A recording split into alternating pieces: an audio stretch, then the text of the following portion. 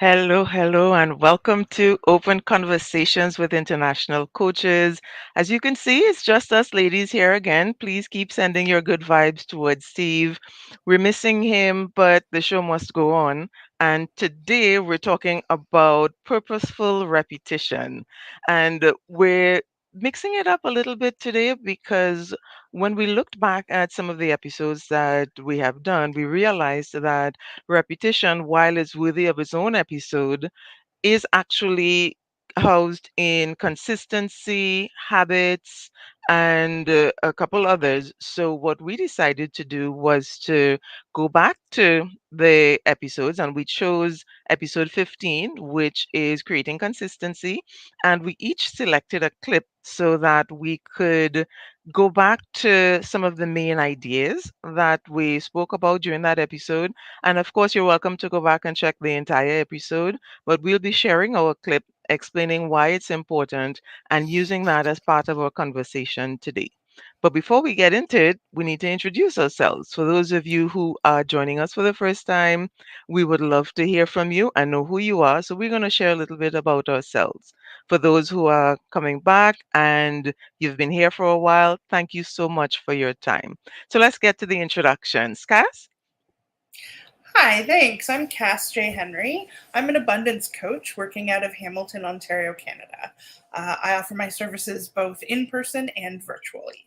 So, as an abundance coach, it's my job to assist my clients in altering their perspectives from one of lack to one of abundance. Together, we discover the power of tools like affirmations, habit creation, mindset work, goal setting, experimentation, and journaling, just to name a few, with an overarching goal to achieve a more harmonious balance in life. So if you find yourself feeling stuck and focusing on everything going wrong in your world right now, reach out. Let's connect and see if we're a good fit. I'd love the opportunity to show you the abundance that's in your life right now. You can find me on cassjhenry.com. And for today, as I explained the topic to a friend, I need to ask, have you ever experienced deja vu? Ah. Have you ever experienced deja vu? Oh, I love it. I love it. Yes, guys, you really do need to reach out to Cass. We've been having, while I was listening, Cass, it occurred to me that we've been meeting consistently for a long time. And I think I am all the better for it. So guys, if you want to get a little bit of what I'm getting every week, then definitely reach out to Cass. So now a little bit Thanks. about me. Um, I was looking at my title. I'm a gratitude guide and habit coach from Trinidad and Tobago. And I always wonder, okay, how do I really explain this in a nutshell?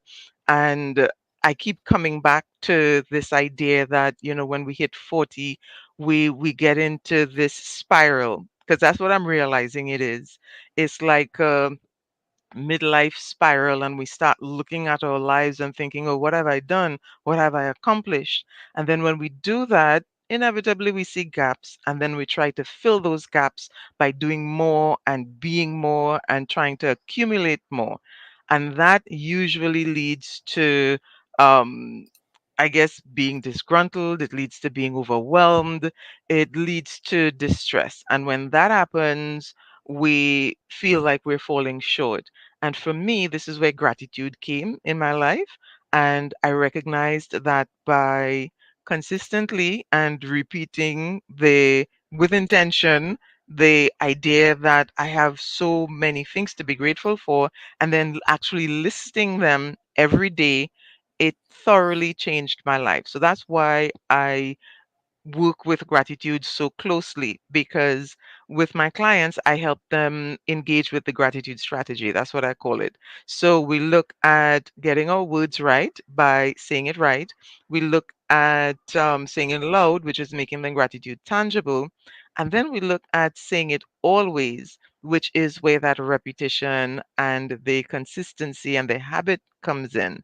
And so when we do that, we create this sort of keystone foundation in bliss and happiness that allows us to achieve other things and to create other purposeful and useful habits. So I'm really really into this conversation. And every time I say that, I think you are always really into this conversation. But yes, I am because Me too. I always learn so much, through the interaction. So, the dealing with the habits and the repetition and being purposeful. So, I guess let's kick it off, Cass, with your clip. Oh, I almost forgot to tell people where to reach me. Uh, Yeah, so if you really want to get into gratitude and have a chat about gratitude and how gratitude can help you and have you feeling happy while you are achieving your goals instead of feeling distressed, then you can reach out to me on LinkedIn, on Facebook, or Instagram. Just look for my name, Shelly Ann Edwards Barron. And I'd love to have a chat with you. I'm all about talking about gratitude and showing people how to enjoy their life while achieving their goals. So now we can go to the clips. Yeah, let me see if I can share my screen here. And where did you figure out how to share just a. Well, present, share screen, and Hmm. then it tells me tab, and then you just click on the tab once you have it open. Yeah, I do not have that option. Okay, so here's what. Let me see. I have a copy of your clip. So I can share it for you. That would be perfect. Right, let me get your clip. I almost shared mine.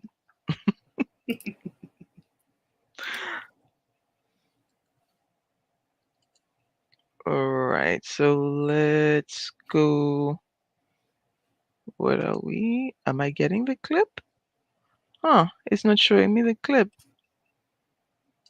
When you click from the link you sent me, It starts the clip, but it gives the whole episode. So, guys, of course, yes, you should really go back to that technical episode. problems. Mm-hmm. Um, Well, but I'll paraphrase. I'll paraphrase. yeah, How let me about see. that? I can share.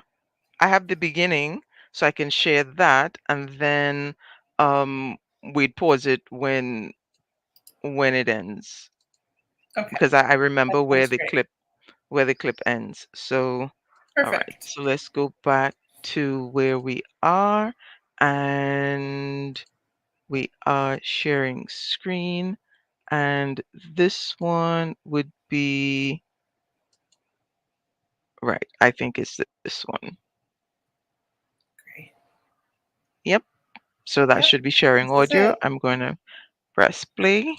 And another thing about consistency, I think, is setting the stage for it. Not only the mental stage for it, which is so important and critical, but the physical stage, the place around you, where you're working, what you're doing, so that you don't need all the toys or all the big solutions around you. You can often work with what you have available, but you need to have it organized and set up in a way that you can utilize what you have. So you need to be consistent about that. Right. So I think that's Yeah, it. that's great. Thank you. Um, I think that this is a really great place to start with repetition, setting the stage, getting your environment set up in a way that you are comfortable and that you are organized and that you can move forward with what your goals are. Repetition is really uh, it's fundamental to learning your habits, to learning anything really. You start by doing it once and then repeating it until you've mastered it. And I think that this clip talks about the quote I believe he uses is a place, a place for everything and everything in its place. The idea that or in order to organize yourself in a way that things are handy for you. The thing that comes to my mind as an example is I use a wireless mouse and keyboard, and they're a little bit older, so they don't have chargers, and I have to have batteries for them. And sometimes they die in the middle of a session with you guys, and I don't know if you notice, but I'll reach down and pick up my battery packages and just casually while I'm listening pop in some new batteries, and away we go. And that's because everything has a place and everything's in its place, Mhm. because I've Mhm. organized my life in a way. And I've repeated this, and I don't think anybody's noticed because I've got it down to a mastery. And so I really like that idea of setting yourself up for success with your physical environment. Yeah, I think the main concept for me in what you're saying with repetition is that it's not about the act alone. It's not about the habit alone, the thing that you want to repeat. It is also about your environment. And I noticed that Steve also mentioned the your emotional environment as well as the physical environment. And Mm. so when we think of environment, it goes beyond just, the tangibles. It's more complete. So we talk about relationships, what is the environment we have with our relationships related to this goal or this habit that we're trying to engage with, this thing that we're trying to repeat. And so I think a lot of times when people are getting into the idea, they know they need repetition, they know they need the consistency. So they think about the thing and the act and the process that they have to go through without always fully understanding the context in which they have to engage with this thing. And so we end up with, the stops and starts happen more frequently because of that, neglect of the environment, I guess. So yeah, Mhm. I Nothing think happens in a vacuum. yeah, nothing happens in a vacuum. And for me, that is something that was theoretical for a long time. And the more I worked on it, the more I understood how practical and literal it also needed to be. Because I remember when I was doing the habit coach training, I engaged my brother as one of my uh, I guess clients, to practice and to go through the process of it.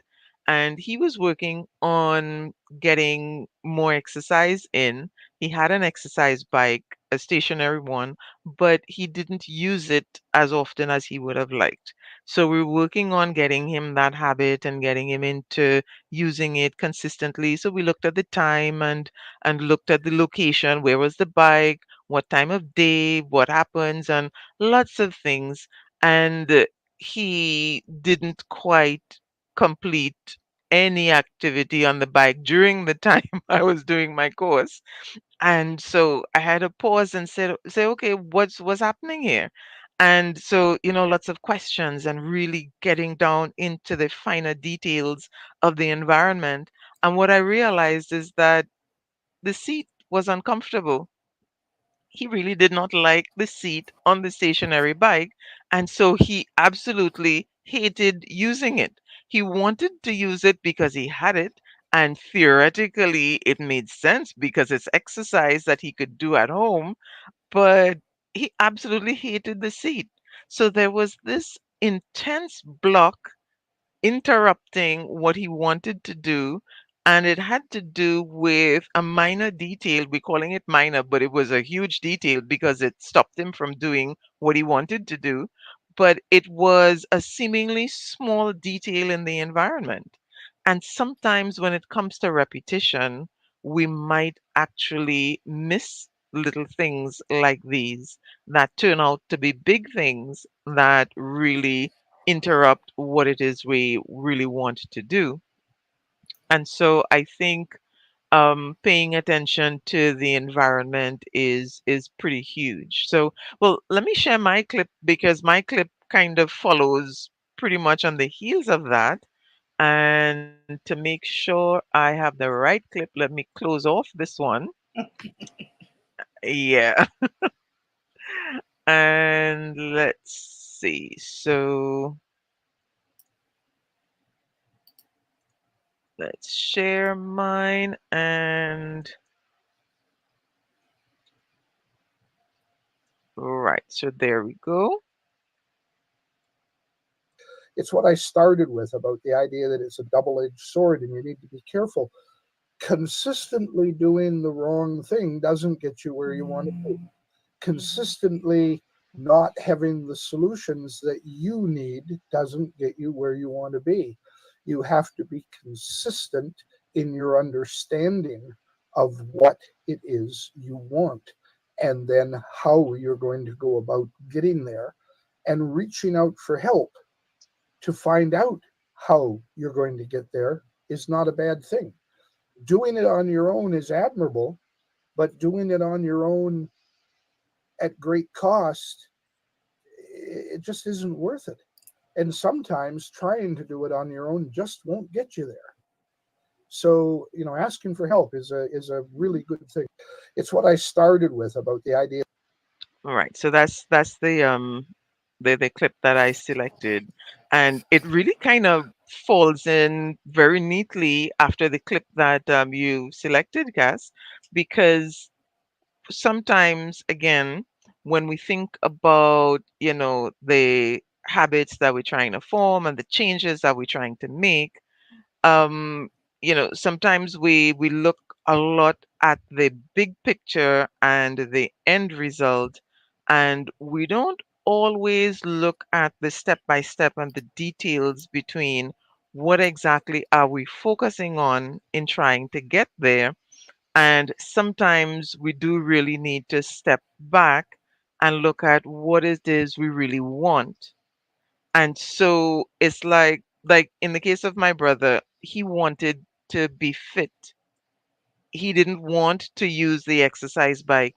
He wanted to be fit. And there were other ways to do that. The exercise bike was only one option. But in his mind, I have this exercise bike, so I need to use it. And therefore, this is the habit that I want to create. When, if we step back and look at the situation, what is his true end goal? And how could he get there with something that he would be able to repeat and repeat effectively? So sometimes we look at our situations and individually come up with strategies that we don't necessarily engage with simply because we're thinking about the end and not necessarily where we're starting or how we really want to be during the situation and eventually, because we're looking at the end on the outside of ourselves, not fully understanding how the impact of who we are is affecting that.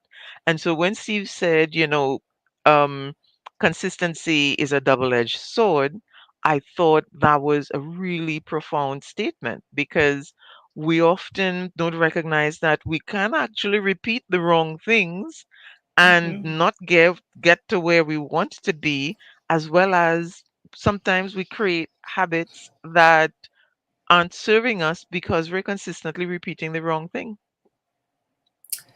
Yeah, I absolutely agree with those statements. I see that often with clients where they will come and they have something that they're so adamant that this is what they want, but it's not producing the results that they're looking for, and that they're repeating it.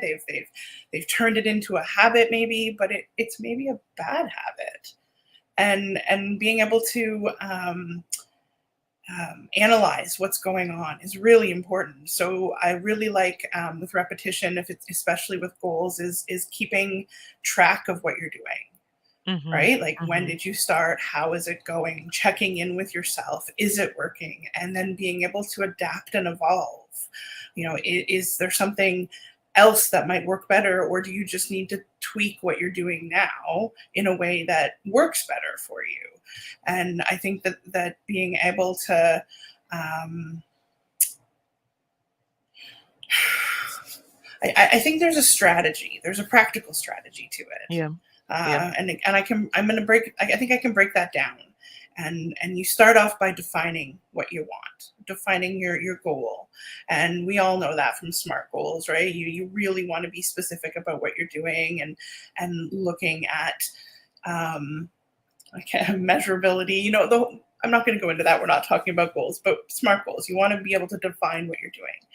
And Mhm. then the repetition piece is creating that daily routine so that you're including every day what it is that you're moving towards. Whether it's a small step or a big step, depending on what it is, not looking at the 10 years from now or the 5 years Mhm. from now, but looking at the Mhm. next 2 weeks. And, maybe looking at how those 2 weeks stack up in 3 months or 90 days, right? Like Yep. how that's fitting into your day. And then there comes the visualization piece. And visualization is a really, really big piece of repetition, right? You see yourself successful. You see yourself the way you want to see yourself in those 5 years or in that 90 days. And you visualize what that looks like for you. I think we've talked about it before that there have been done studies that even just the act of visualizing Yeah. can enhance all those skill sets that you are using because you're seeing yourself move through them. And along with the 90, sorry, looking at 2 weeks piece, is the looking at, they call it the 2190 rule. And Mhm. they say it takes about 21 days to build a habit. Science is a little bit out on that, but approximately something like that. And in about 90 days, that habit has become a part of your lifestyle. It's been absorbed by you, and you are now, doing this habit almost without thinking. The repetition has taken effect. So the Yeah. other piece is to stay accountable. Talk to friends, have an accountability buddy, talk to your coaches, talk to your therapists, doctors, whoever it is that's going to be able to encourage you and witness that you are making these changes and growing, whatever that accountability looks like for you. And then I think I mentioned it before, with the checking in with yourself and what you're doing with this accountability to yourself, is being able to notice what's not working and Mhm. adapt and Mhm. evolve. Yeah, and I think that's the end clip. So that little clip that I took there had two, to me, two very powerful concepts. One is being mindful of what it is you're repeating, and the second is reaching out for assistance. And whether Mm-hmm. the assistance is in, objectively viewing the situation so that you could see how things are going, whether it's in the accountability or whether it's in getting help clarifying your goals and what it is you really want. Reaching out to get assistance with these things, it just makes sense because trying to do it on your own, I mean, it's possible, you can probably do it on your own, but do you want to spend 3, 5, 10 years doing it on your own when the intervention of someone else and the engagement of someone else might bring that down to, let's say, maybe 1 or 2 years because of the clarity that they could bring? And the way I look at it, I mean, the 10 years will pass either way, but do you want to spend 10 years, deliberating on this thing, or do you want to deliberate and build in the habit a little bit more quickly because you have that clarity in, let's say, 2 years and spend 8 years enjoying the benefit of the implemented habit? So that's, to me, that's the choice. And what makes that choice is whether you want to try to do it on your own or not. And I keep coming back to the concept that, life is a team sport. It's not Mm-hmm. a solo match. Life is a team sport. And when we really get that, when we really understand what that means in terms of our daily interactions, that's when we're going to get to the point of really maximizing on the effort, maximizing on the situation, and doing what many people claim to do, which is live life to the fullest. We can really embody that, live life to the fullest, because An we have abundant that. life. Yeah, that's it exactly, because we have that support. And the idea of repetition, being a two-edged sword, and the same with consistency. We talk a lot about the consistency, but I always remember, and I think I had mentioned it in that episode as well. And again, guys, I'm saying it again, go back and check some of these episodes. We have been doing it, and that's why we've decided to start pulling out some clips because there's some really good stuff in there. We when we look at the consistency and the repetition, what are we repeating? What exactly are we doing over and over? And these are some things to really think about before we, commit. And I really, every time it comes up is one of those, huh, I know it, I hear it, but just thinking about how to practically apply it to my life, I can see it and I know it makes a difference because I've been doing it as well.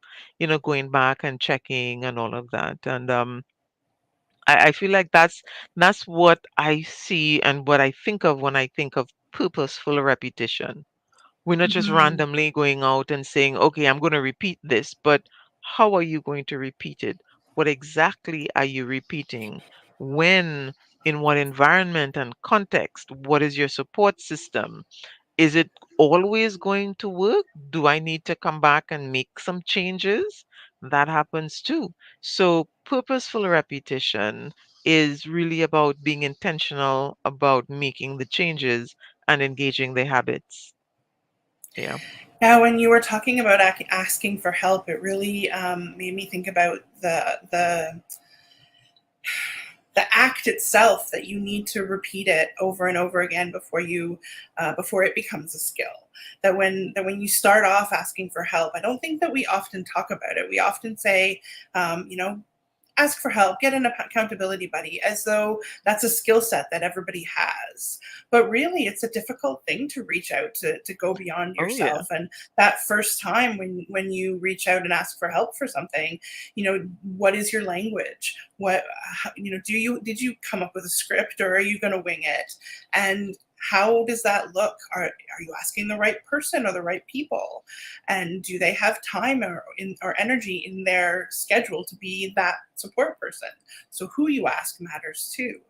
And I think that it's the repetition of that Mhm. Mhm. every no is a next, right? Every no doesn't mean, oh, nobody's going to help me with this. Every no means, well, there's somebody else who can help me with this. Mhm. Mhm. um, I think about with therapy.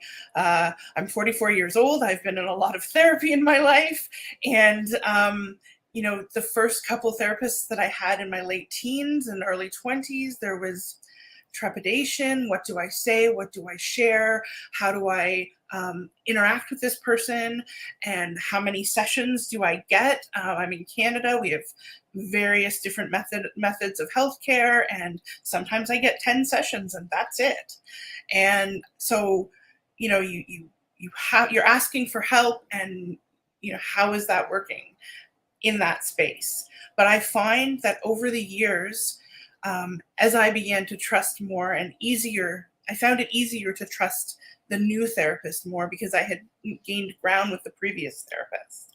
So I had that Mhm. experience. This was a repetition of something. Hey, I've been here before. I know what Yeah. this is like. And now in my life with my current therapist, I don't think there's any, hold for me. It's no holds barred at all here. That when I am asked to share something, I am at a place, I've been with my therapist for a number of years, and I'm at a place where um, I know that being the most authentic, honest self is where I'm going to get the most work done. And so Mhm. that's something when it comes to asking for help, is being your most open, authentic self and saying, this is what I'm doing and this is what I need. And maybe you don't know what those things are, and you need Mhm. somebody to work that through with you. That's something I do with my sister quite often. She's a really great support for that. What's going on? Why things are not great? What do I need? And we sit down and write pros and cons lists or whatever. But Yeah. asking for help can be a task and a goal in and of itself, and a Yeah. repetitive thing that, as you do it more often, will get easier. Yeah, for me it definitely was and is because I in I guess in the culture in Trinidad and Tobago there is this ideology that adults have the answers and adults know what to do. And the minute you say, as an adult, I need help, everybody looks at you, in this sort of, what do you mean you need help? What do you mean you're supposed to know what to do? So it creates a very interesting dichotomy between um, you know, transitions from I guess teenage childhood into adulthood, because it's like there's this assumption that a switch goes off. So you go from being a child who asks for assistance to, hey, you're an adult now, you shouldn't be asking that kind of thing. And so we end up in situations where we think we should know. And I have had experiences, and some quite recently, with asking questions and asking for help. And while you were speaking, Cass, it occurred to me that sometimes when we ask for help, we ask with the help that we need in mind, at least what we think we need in mind. And I so know where we you're don't, going with this. yeah. So we don't go and say, hey, like you said, I'm having trouble here. Things aren't working out. What do I need? We go and say, I'm having trouble here. Things aren't working out. This is what I need. And sometimes we're not right. Sometimes we're not getting it right because we haven't explored all the options. And so the way we approach the asking for help, and even going through that process, and I see it the same with this idea of purposeful repetition. This is what exactly purposeful repetition is about. Am I asking the right questions? Am I opening myself up to answers, or am I trying to barrel through or tunnel through and, bring on advocates in what I think I want, as opposed to exploring what is most beneficial in a situation? And to me, repetition and consistency, we hear that talk all the time. There's a quote that says, we are what we repeatedly do. And so, Mhm. we see all these memes and things bandying about, but do we really think about this thing happening and the process of the repetition, not only the thing that we're repeating? Because I've had situations where, yeah, I know what I wanted, until it didn't work. What is it? What is that quote? Watch your thoughts, they become words. Watch your words, they become actions. Watch your actions, they become habits. Watch your habits, they become your character. And watch your character becomes your destiny. There's a longer part to that quote, which gets into a whole other realm. But that repetition, you are what you repeatedly do, and that's who you become. So being mindful of what you're doing is a big deal. As you were talking, it got me wondering. I wanted to hear more about the story with your brother. What did you end up coming up with as a habit to work on for the fitness goal? Well, his main issue was actually giving the time. So I eventually realized that the decision, he said, because when he came to me, he said, I want to use my exercise bike more. That's my goal. That's the habit I want to engage with. But through the experience and the discussion, I realized that was not his end goal. His end goal was becoming fit. So what we eventually worked out was starting him with stretching, because he needed to get into the habit of making time for the exercise. And so selecting the exercise bike, knowing deep down that he didn't like the exercise bike, that was one of his coping mechanisms kicking in and blocking his effort, Mm-hmm. because he was actively choosing something that was difficult and tedious and uncomfortable, physically uncomfortable. to kind of prove a point that I can do this and I could do this on my own because I know what's best for me. And so we eventually had to, it took a while of me convincing him that, hey, yes, this is something that you want to do, but is it really getting you where you want to go? It's not getting you where you want to go because it's not the best place to start, simply because you have not been able to start with it. So we had to keep, dialing it down and dialing it down until we got something that was, you know, the habit concept is make it so simple that you could do it with your eyes closed, do it without thinking. And so Mhm. we ended up with the stretching because that's something that he could have done, and he could do that without any equipment, nothing that would hinder him in terms of being uncomfortable.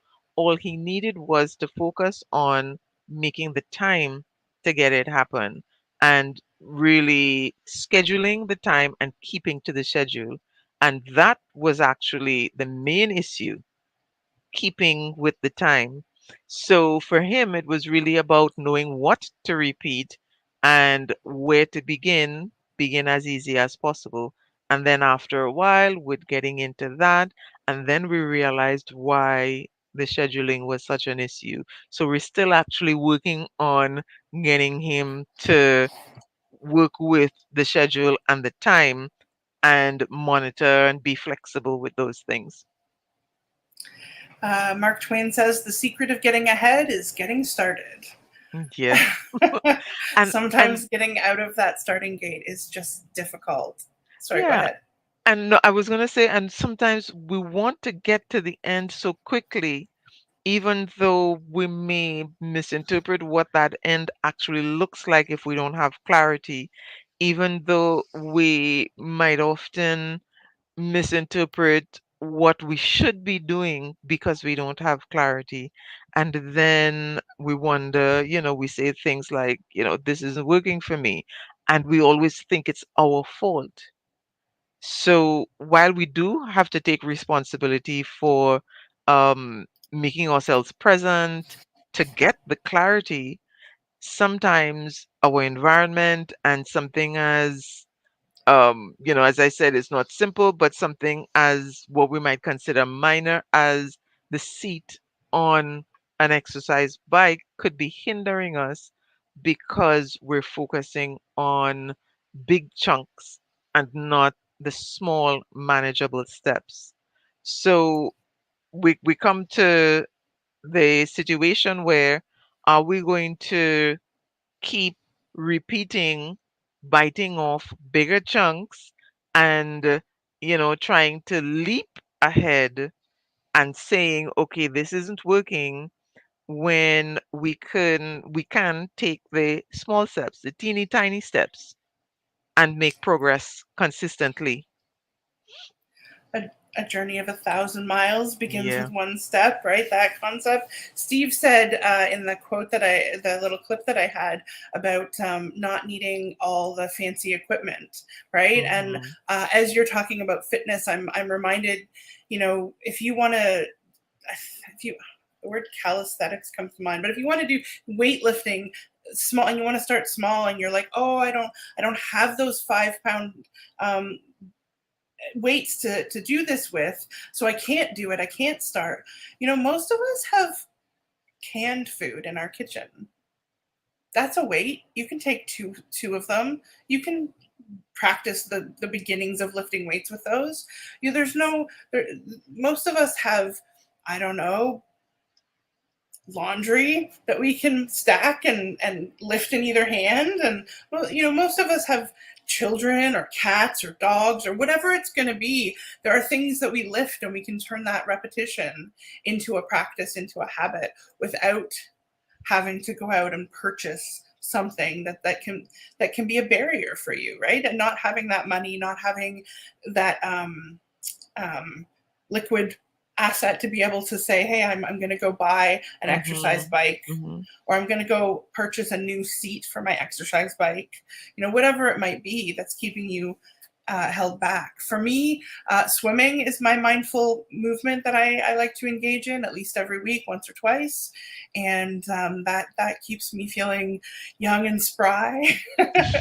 But that's because I love it. I absolutely love swimming. So when I can't go, I get upset. It's not a, oh, it's winter and I'm going to be wet when I leave. No, it's I got to swim today. That's amazing. Yeah, Right? So yeah. it's finding those things that work for you and then repeating those things. Yeah, and in terms of finding the things that work for us, I feel like sometimes we set the end goal. Let's say we do understand that the end goal is to be a certain way, to feel a certain way, to manage certain things. Um, but then we get really caught up in what it looks like moving forward, and we wanted to look glamorous. We wanted to look like something is happening. And and then because of that, we envision the leaps and bounds and the progress in huge jumps, when, I mean, from time immemorial, we have had sayings like the one that you mentioned, the journey of 1,000 steps begins with a single step, but guess what? It continues with a single step as well. It's not going to be step one, step 1,000. It's going to be step one, step two, step three. It Mhm. moves in that increment as well. So, in and addition to thinking of the beginning with the single step, we have to think of the progress with the single step too. and who are you going to be at step 500 versus step 600, right? Like you're no longer in step 1 and 2. You've made progress, you've changed. You are a different person who has taken 500 steps. What is that? What does that look like?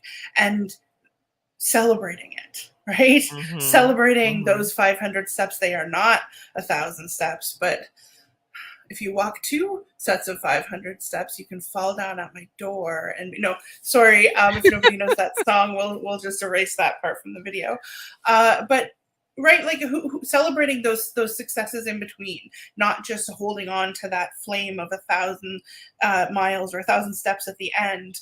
You know, that's not what it is. It's what are you doing on the way there? Who are you becoming? Hmm. What is the Hmm. journey?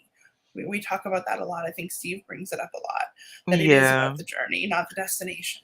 Yeah, and that's for me, that's all of what I do with my clients, because I came from a place of being fixated on a certain ending and believing that I knew how to get from where I was to that certain ending, and trying to do it on my own, and always being the one that, when a question comes up, everybody turns to look at me because I always have an answer.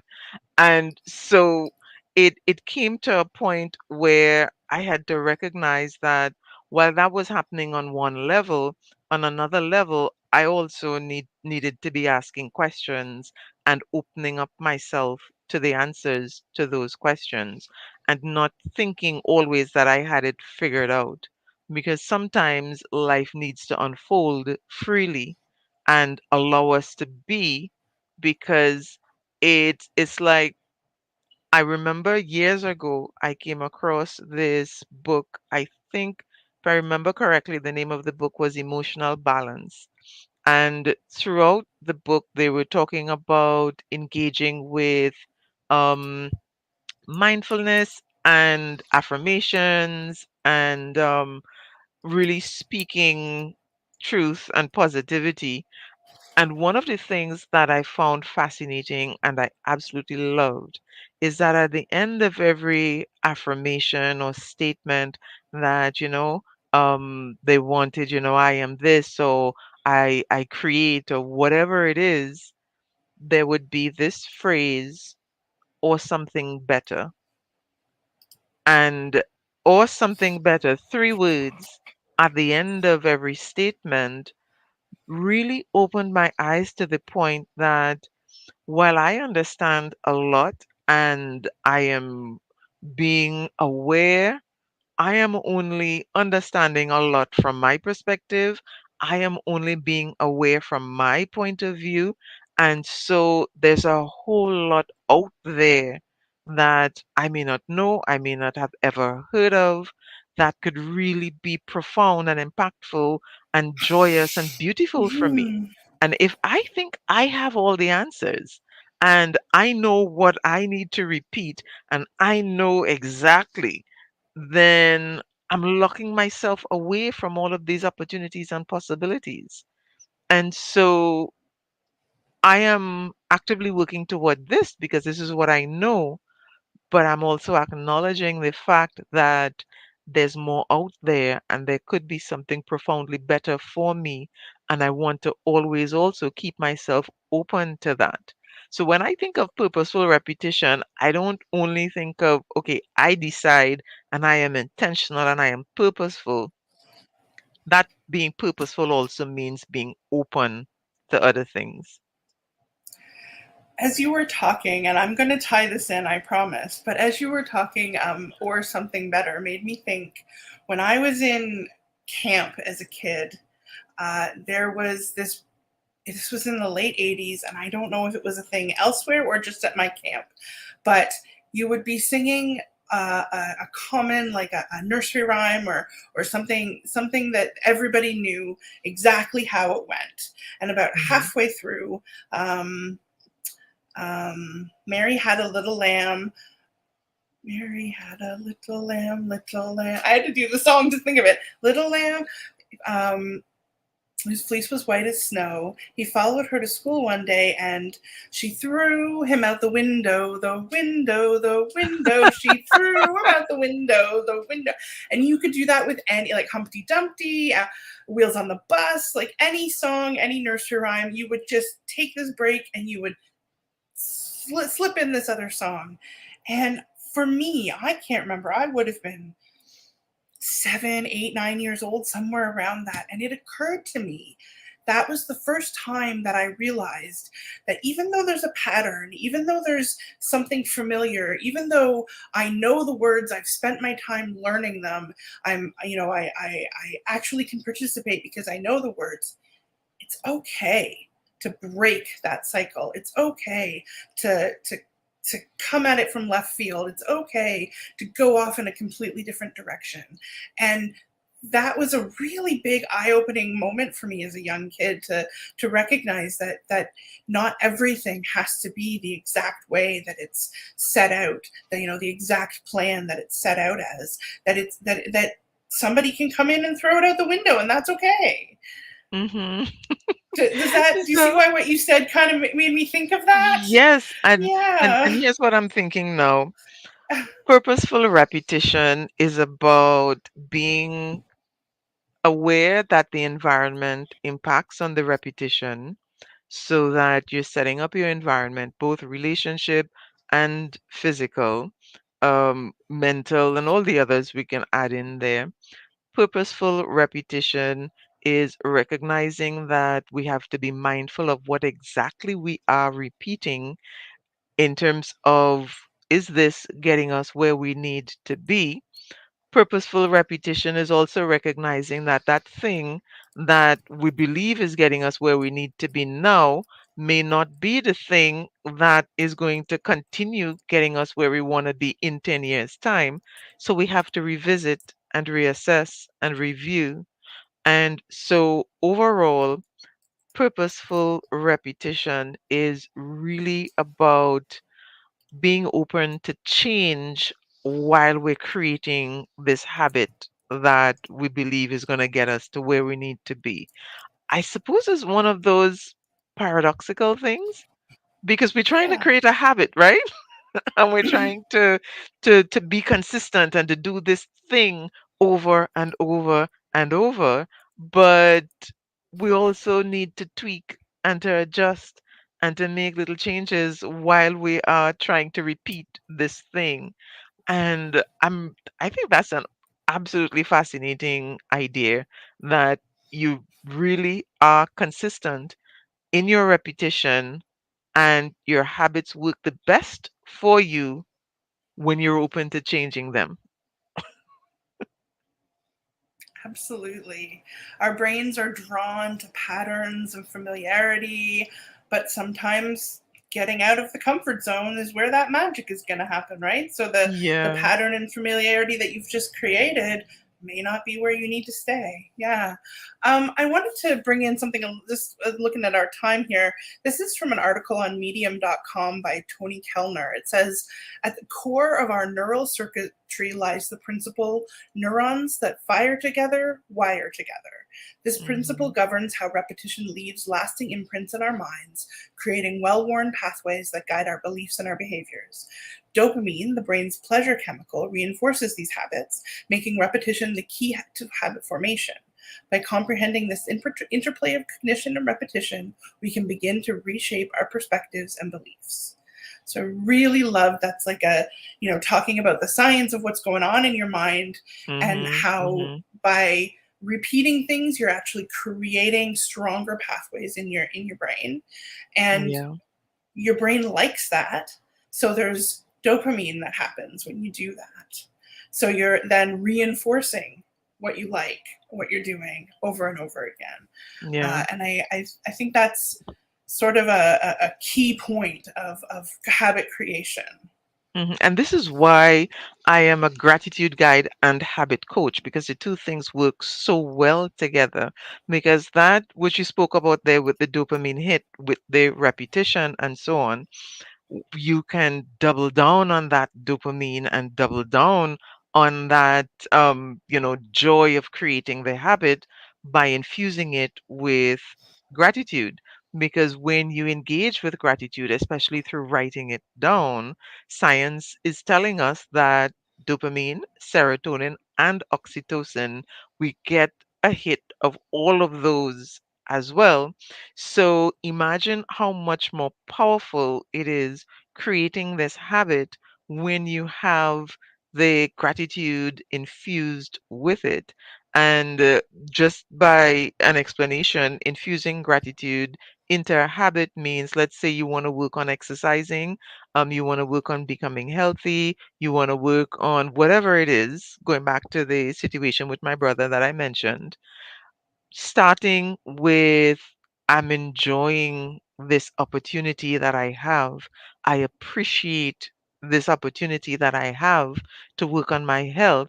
And, I get to do this today. Like you said, Cass, you get to swim, and that is an amazing thing for you. So I get to do this, and I enjoy having the opportunity to do this. And we could create like a long list of things that you can tell yourself repeatedly, you know, that you are infusing, and things that you're grateful for about the moment, about the opportunity, and about what's coming out of it, that would really give the habit formation process an extra dose of bliss going into it. And so we come back to that word that I absolutely love. And I think I've probably mentioned it every single episode since it came up, but we're back to blisscipline.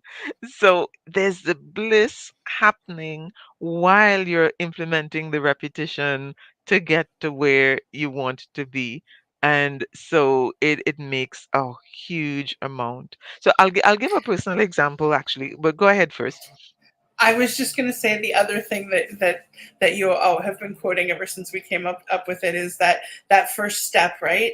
Do something that isn't Yes, nothing.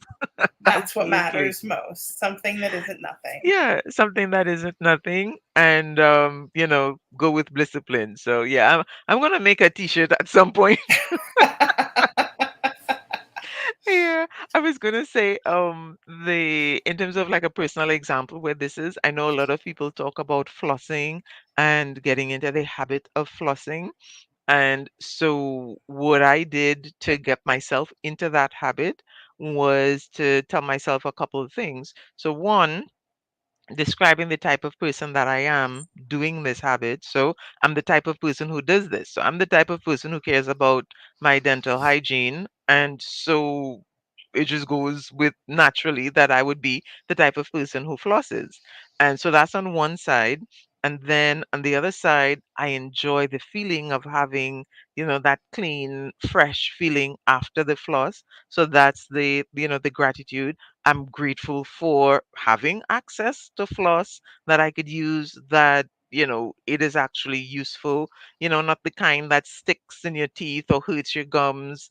There's some really awesome brands out there. Um, and then also, when am I going to do it? So, at the time. So I'm the type of person, so after I brush my teeth, I floss. And so gradually, with it's a combination of things that supported the repetition, physical environment, having easy access to the floss, knowing where it is exactly. I am here brushing my teeth and I can just stretch forward and get it. I don't have to go into another room. I don't have to go anywhere else. I have one in my bag. So if I get stuck anywhere, I have it. And so putting all these things into place in the environment.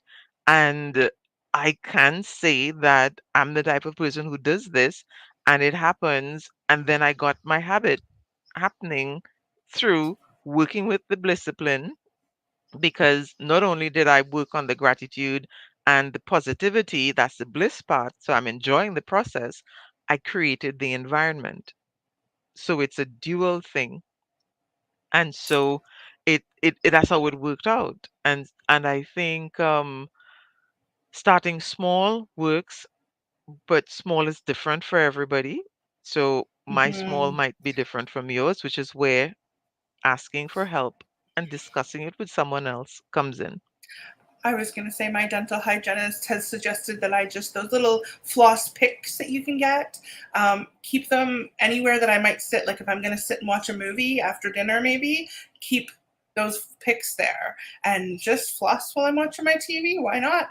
I'm not doing Hmm. anything else. I don't need to talk. I'm watching, and just Hmm. having them somewhere. I keep them in my purse for after a meal, whatever it might be, just to get me into Yeah. the starting habits before I get to the full habit of flossing, because I'm not quite there yet.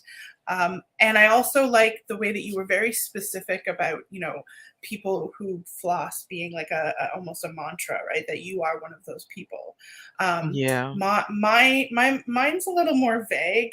Sometimes I'll say, people do this. I'm a people. I can do this. And that's enough to get me going. It can be enough. It's Exactly. vague, but it's enough to get me going. Exactly. And So what I would recommend in terms of building a habit like that, once it gets you going, have another mantra yeah, beyond that. So yeah. people floss, I'm a people, so I can do this. And then when you start doing it, you remind yourself, see, I am doing it. I am flossing and it's working for me. And then when you get to that point, have another mantra. So it's like having the joy and the bliss walking with you at every step of the journey. Sometimes I The I, building I blocks. see, Yeah. yeah, sometimes I see, like, even in my own process, we work a lot on the beginning, but then when we get to the next step, we're kind of stuck because we didn't think that far ahead. And so Hmm. sometimes even having like a three-step something might work Hmm. really well to support the movement. And so yeah, habit formation and this idea of being purposeful with the repetition. Yeah, it's something that I feel it's really the core of a lot of things. And that's why I say gratitude is like that keystone habit, because it's right there next to it. Well, there we've done a whole another episode without Steve, but he was here in spirit with his clips. Oh I yeah. love that we both chose clips with Steve in it. I was thinking we might diverge in our path a little bit, and maybe next time we can talk about websites as a Mm. coach and accessing them Ah, and building them, and why blogs are important. And this is a little bit more up Steve's alley, and I think it's something that a lot of people have questions about, especially as various companies start to close down and charge for various things that have been free for a long time. yeah, um, I yeah. think what do you think? Um, I think yes, and I'm seeing blogging and websites as two separate topics because I Okay, feel well, they're both yeah, I agree. significantly important. And even just talking about how to get started and maintain your blog and all those things, that's an hour with three people chatting. All right, so websites it is then. Yeah, so we'll do websites and then blogging, and then we could then launch into a series of the practical things because we have indeed spoken a lot about the process of coaching itself, but now we're shifting toward the practical business side of it, I guess. So, Yeah, I think guys, there so. you have it. So we are moving on into a new thing and a very important thing because there is more to coaching than directly dealing with clients. There's a lot more. So join us next week when we talk about websites, why you need it, how to get one, and how to make the most of it. Because I think for me, I have a website, but I don't know that I'm making the most of it. So let's get into that discussion for next week. So All bye right. everybody. Enjoy Bye, the rest everyone. of your day, evening, night, morning, and have a good one. Bye bye.